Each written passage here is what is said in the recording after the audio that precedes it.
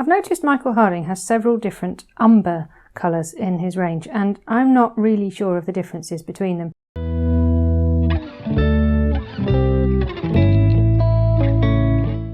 I think the best thing I can do is just compare like for like and see if the differences are as I expect them to be. So there's a red umber that I don't think I've really used, a burnt umber, which I've definitely used a lot in the past, raw umber, which I think is more neutral, slightly more greenish than the burnt umber. I'm assuming the red umber is more red than the burnt umber. And then there's an Italian Green Umber, which I have messed around with and I really like it. So let's just look at them on their own to start with. So here's the green one. It's quite stiff, quite granular, and it's a nice earthy natural olive sort of green. Raw umber is a fairly neutral brown, slightly yellowish perhaps. Burnt umber, much richer and seems stronger, feels more saturated, and more orangey. And then the red umber, redder, surprisingly. There we go. So that's them by themselves. I want to see what happens if I lighten them up. So I'm using warm light yellow here because they're all warm colours, so I don't see the point putting a cold white in. So we'll use warm light yellow and see what happens. So that's gone sort of a milky chocolatey brown. That retains quite a lot of warmth. Some of them really go quite grey, I think, when I put white with them. So here we go again, warm light yellow into burnt umber. Yeah, you can really see now the red umber is definitely more pinkish. But the burnt umber isn't greying too much, which is nice. The warm light yellow into raw umber, that's a lot cooler. That's a really quite a neutral grey, almost verging on greeny. Much cooler. And I've had to take a bit of extra umber, so maybe it's not quite so strong as the burnt umber. And the green umber, I'm just going to use a tiny bit of the warm light yellow. See what happens. You can hear that granular texture to it. That's lovely. That's a really kind of stone green. Very nice. And quite different. I guess these are the most similar.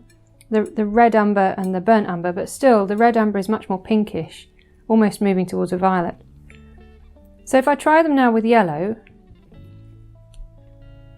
cadmium yellow golden I'm trying here. So that's going quite mustard, a good rich yellowy brown, good for the colour of wood, I guess.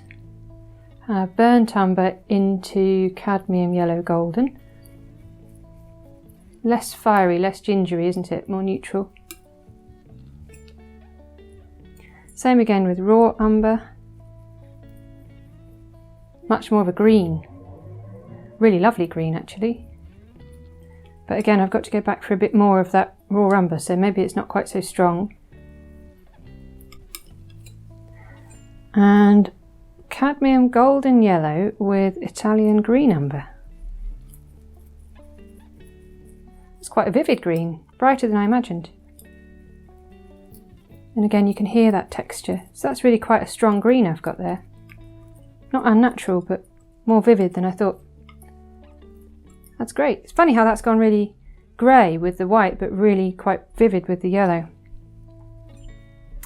Let's now try some King's Blue Deep, just to see how grey they go, what kind of greys they're going to make. So this is the red umber with King's Blue Deep. It's gone to a really warm sort of mauve grey.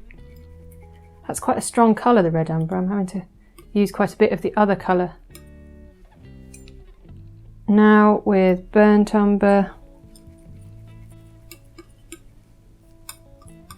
They're all needing different quantities.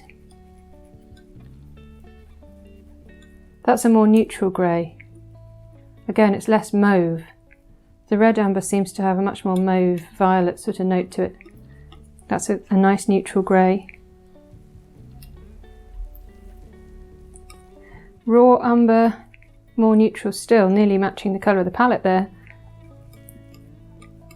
A soft, cool grey. and into Green Umber, Italian Green Umber.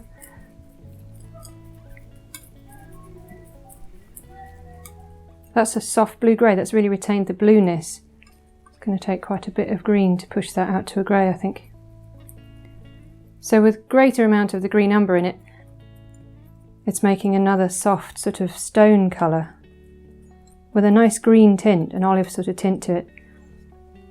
And finally, just briefly, I want to mix them with Ultramarine, because I know a lot of people use Ultramarine and Burnt Umber to get a black. So I want to see if we get different kinds of blacks with Ultramarine into the different kinds of umbers. So that's gone velvety, like dark chocolate, a really rich, warm black. The next one, Burnt Umber with Ultramarine, is quite a neutral, warm, dark. Obviously if I put more blue, it's going to cool it off. Not as chocolatey as the first mix.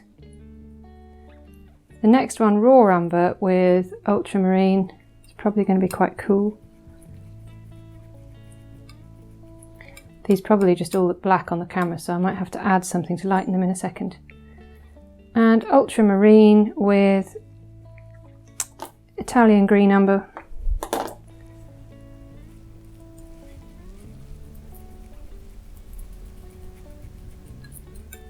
That's slightly more opaque than the others, and it's got more body to it, but it's making a nice sort of navy blue colour.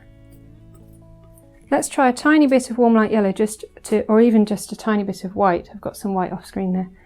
Just a tiny bit to see the differences in those greys. So you can see that's a real sort of soft blue-grey indigo colour.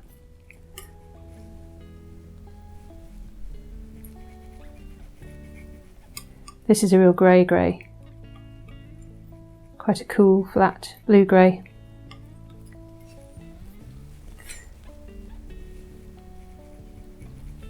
This one's warmer, but still quite neutral. That's more of a black. That's a very neutral, warm black, compared with the Raw Umber Ultramarine mix, which is definitely more of a bluish, more like a Payne's grey. This is more of a black, but a warm black. And the final one is definitely more of a brown. I know this depends on the proportions of blue that I've added, but just trying to give an idea. So they are all really quite different, and it's interesting the different kind of greys you can get in this column actually. Food for thought.